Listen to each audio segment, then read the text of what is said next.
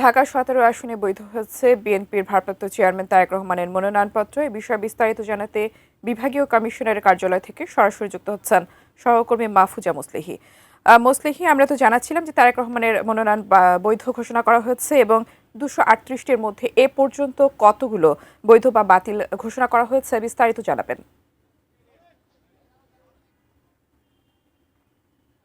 সকাল থেকে কিন্তু বিভিন্ন বুলেটিনে আমি জানিয়েছিলাম যে আজ মনোনয়নপত্র যাচাই বাছাইয়ের পঞ্চম দিন চলছে। আগামী দিন পর্যন্ত এই যাচাই বাছাই প্রক্রিয়া চলবে। এ পর্যন্ত জাস্ট নাও আমরা দেখেছি যে ঢাকা ১৭ আসনের যেই যাচাই বাছাই সেটি কিন্তু সম্পন্ন হয়েছে।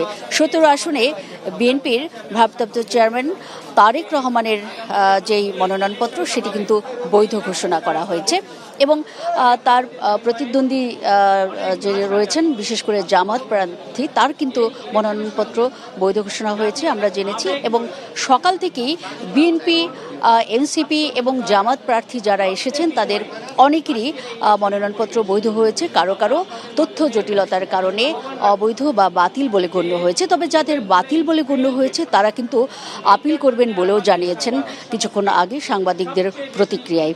আমরা জানি যে সাংবাদিকদের কাছে প্রতিক্রিয়া জানাতে গিয়ে তারা বারবার যেটি স্পষ্ট করেছেন, কেউ কেউ বলেছেন, বিশেষ করে জামাত ইসলামের প্রার্থী এবং এনসিপির যারা রয়েছেন তারা বলেছেন যে এই মুহূর্তে ঢাকায় নির্বাচনী পরিবেশ যেটি নিশ্চিত করার কথা ছিল নির্বাচন কমিশন সেটি কিন্তু তারা করেনি।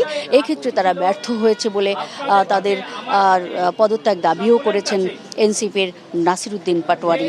আমরা দেখেছি কিছুক্ষণ আগে তাসনিম জারা, যিনি এনসিপিতে ছিলেন এবং পদত্যাগ করে সেখান থেকে তিনি স্বতন্ত্র প্রার্থী হিসেবে দাঁড়িয়েছিলেন, তার মনোনয়নপত্র কিন্তু অবৈধ বলে বাতিল করা হয়েছে। তিনিও জানিয়েছেন যে তিনি সামনেই আপিল করবেন এই বিষয়ে।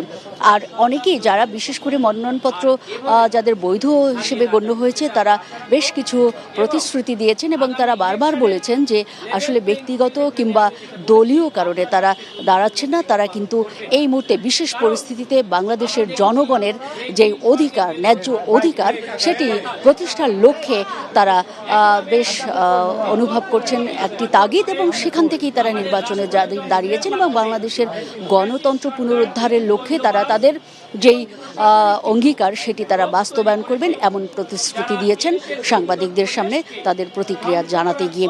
আমরা লক্ষ্য করেছি অবৈধ যেসব অস্ত্র মাঠে রয়েছে, বিশেষ করে ৩৬-এর যেই আমরা জানি যে জুলাইয়ের যেই অভ্যুত্থান সেখানে কিন্তু তারা বারবার বলেছেন যে অবৈধ অস্ত্র যদি এই মুহূর্তে নির্বাচন কমিশন বা সরকার উদ্ধারে ব্যর্থ হয় তাহলে কিন্তু আগামী ভোটের মাঠ সেটি লেভেল প্লেইং ফিল্ড বলতে যেটি বোঝায় সেটি নিশ্চিত হবে না এবং এটি নিশ্চিত করার ক্ষেত্রে তারা এই বিষয়ে সরকার এবং নির্বাচন কমিশনের প্রতি জোর আহ্বানও জানিয়েছেন।